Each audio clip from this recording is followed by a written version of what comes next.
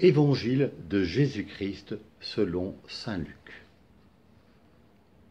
En ce temps-là, Jésus disait à ses disciples, « Quand vous verrez Jérusalem encerclée par des armées, alors sachez que sa dévastation approche. Alors ceux qui seront en Judée, qu'ils s'enfuient dans les montagnes, ceux qui seront à l'intérieur de la ville, qu'ils s'en éloignent, ceux qui seront à la campagne, qu'ils ne rentrent pas en ville, car ce seront des jours où justice sera faite pour que soit accomplie toute l'Écriture. Quel malheur pour les femmes qui seront enceintes et celles qui allaiteront en ces jours-là, car il y aura un grand désarroi dans le pays, une grande colère contre ce peuple. Ils tomberont sous le tranchant de l'épée, ils seront emmenés en captivité dans toutes les nations. Jérusalem sera foulée aux pieds par des païens jusqu'à ce que leur temps soit accompli. Il y aura des signes dans le soleil, la lune et les étoiles. Sur terre, les nations seront affolées et désemparées par le fracas de la mer et des flots. Les hommes mourront de peur dans l'attente de ce qui doit arriver au monde, car les puissances des cieux seront ébranlées.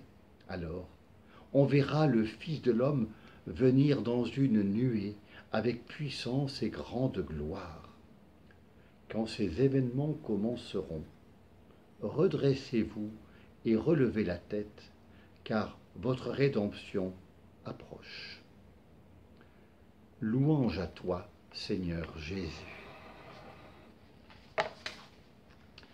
L'an 70 après Jésus-Christ est l'année de la grande catastrophe pour le peuple juif.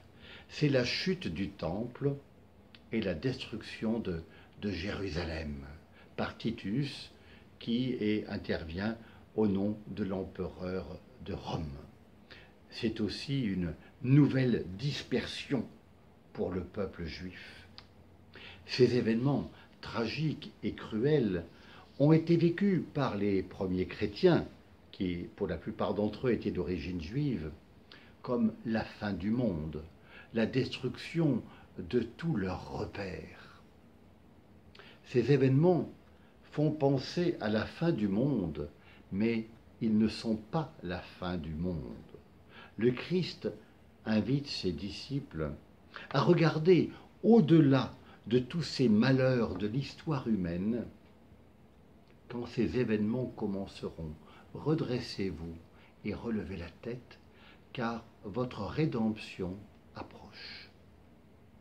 Il faut dire un mot de cette expression, la rédemption. C'est un mot qui revient très souvent dans la Bible. Que veut-on dire? La rédemption, c'est un mot d'abord emprunté à la société civile. La rédemption, c'était le rachat d'un esclave pour le sortir de la dépendance de son maître et lui permettre ainsi de devenir un homme libre. C'était un changement de statut très concret dans la société civile de l'époque. Cette expression civile, cette image, est empruntée pour parler de l'action du Christ qui est pour nous une rédemption. Par sa vie, son amour gratuit, sa mort et sa résurrection, le Christ nous fait passer du statut d'esclave du péché au statut d'homme libre. Ce que Dieu souhaite, c'est faire alliance avec des personnes libres, c'est-à-dire libérées pour aimer.